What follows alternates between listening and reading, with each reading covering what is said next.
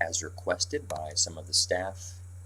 In this video, I'm going to show you how to install and do some very basic configuration and programming of the Microsoft Hyper-V manager and server roles. So first, if this is a Dell PowerEdge, you'll want to go to the Dell Drivers and Downloads website and download the Dell Server Update utility, and that will automatically download and install all the latest drivers and firmware and versions of the Dell proprietary softwares that you have.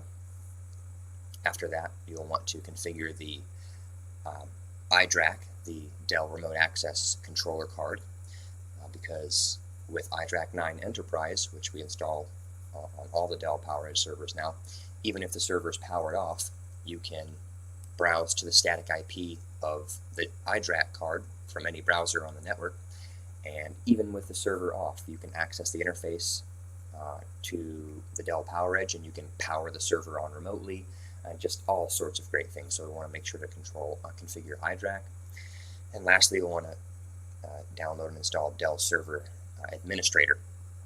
And with this, you can verify that all the hardware is okay, that all the software is okay, the RAID controller, the virtual disks, etc. So once all that is verified, we will move on to configuring excuse me, Hyper-V. First thing I like to do is on the C drive, we'll make a folder called Hyper-V. And within that folder, we'll make another folder called Configurations. This is where we're going to store the Hyper-V configs. Next, under the data drive, we'll create another Hyper-V folder.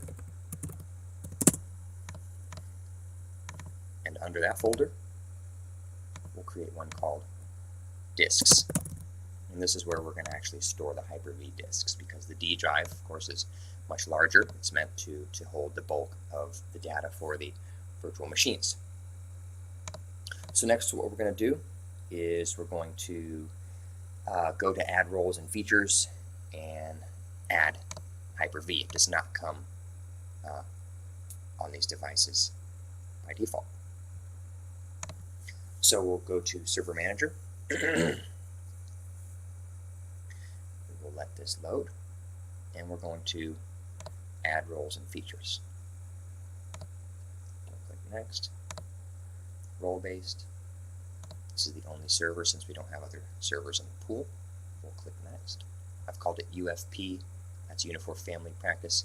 HPV01, Hyper-V01. And so you'll notice here, Hyper-V. We'll just tell it to add feature. Next.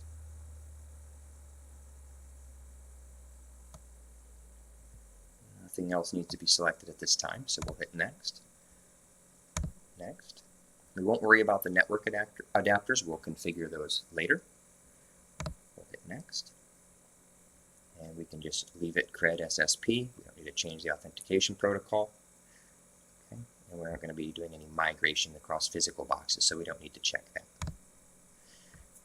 Okay. Default locations for virtual disks and configurations. So under disks, we're going to browse to that D drive, disks, and for the configs, to the C drive, configs. Okay, so it should look like that. Default location for the virtual hard disks, default location for the virtual machine configuration files. Next.